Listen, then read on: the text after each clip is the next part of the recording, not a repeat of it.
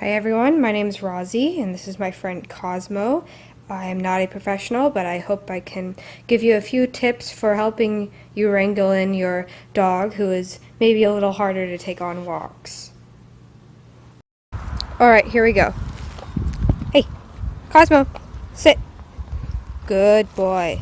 Okay, come on. Caught him on a short leash. We're going to give him small corrections whenever he pulls ahead. You gotta kind of show him that you're not gonna let him take the lead. Small corrections. Make sure he's got his eye on you. Cosmo, sit. Sit. Good boy. Good boy. Okay, so Cosmo, we're gonna go. I can't really see the screen, so I hope I'm getting this. Okay, see, he pulls ahead. Pull him back. Cosmo, sit. See, he's not looking at me. Cosmo, sit. This is the problem, is that he's not really paying attention to me. One way to kind of get his attention is with treats. Good boy. And I'm gonna put this down and give him a treat. All right, Cosmo, let's go. So,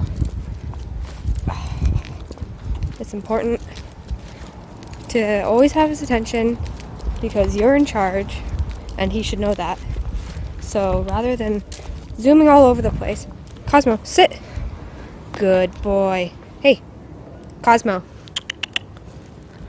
Good boy. He should be paying attention to you. Now my hand's all slimy. Cosmo. Good boy. He's actually doing a lot better than he was the first time I took him on a walk. Good boy.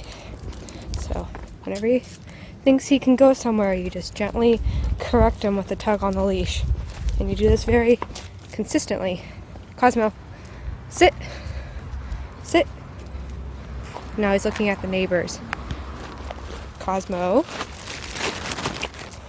Good boy. Good boy. Hey, look at me. And you kind of want to see how he's not looking at me? That's a problem. There you go. That's a little better. Okay. Look at me. I'm here. Right here. Good boy. Oh. There you go. Good boy. Another trick is if once you get going, he kind of pulls off to the side. See, he wants to sniff and mark everything. You can just check him from the side, pull him back in. Good boy. If you notice that he keeps going, just reverse directions on him. Come on. Eventually, he'll get annoyed enough that he'll want to pay attention to you. Good boy. Sit. Now he thinks we're going in the other way. Come here, Cosmo. Sit. No. I'm gonna make sure he sits. Good boy. Yeah, and he's looking at me. That's good. Come on.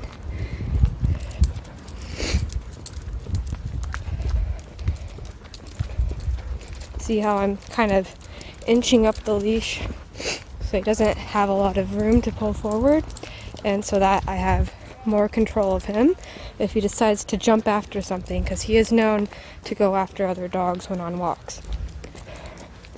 So it's more of the same here, just keeping him next to me rather than letting him run ahead or run off to the side somewhere to mark something. I'm gonna have him sit at the intersection. Sit. Cosmo. Good boy. So there is going to be lots of distractions when you're on a walk. See that? Come on. And you can try to use a verbal command to get his attention, but I'm not very good at being consistent with that. No, come on. So I try to just use the leash as the command. No, come on. See, he thinks he gets to just stop and mark everything. But he's actually doing a lot better than last time. Come on. And he's very stubborn. But with any dog, while training, consistency is key in awarding good behavior that you see. But it is kind of a constant battle until you get past that threshold where he finally accepts you as a leader. And this is important in many dogs. Come on. Because, as with Cosmo, he will go after other dogs, and dogs are less likely to do this if they have a strong leader that they can look to and who can guide them. Otherwise, their insecurity may lead them to be dog aggressive while on a leash. So another trick, and this will be kind of hard while holding my Kindle, if he's constantly walking in front of you, is to use a barrier like a fence or a low wall. So you see, I'm holding my hand with the leash in it behind me. Here's my leg. He can't get around me because the fence is in the way. And so it's forcing him to walk behind me. You kind of block him with your leg. And there's luckily another wall up here that I can use. And it seems kind of ridiculous, right? But it eventually works. There he is behind me. Because he can't physically get around you. And it's kind of, oh, he's on the other side now.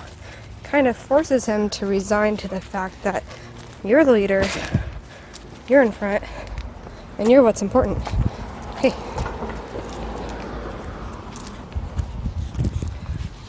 Here we go again. So you can see that now, after our work, he's not pulling ahead as consistently, but now he wants to pull off to the side and mark trees. There's a car coming up, he's really interested in that. Just kind of check him. Hey, come on. Once again, checking him with the leash. No, you cannot mark that tree. Come on. Good boy. And overall, it's just being smarter and more persistent than the dog. Hey, he's not paying attention. Here we are with Cosmo back at our house, and as you can see, he's a little worn out. Hopefully my tips, although I'm not a professional, can help you get to the point where you can have a more comfortable and happier walk for everyone.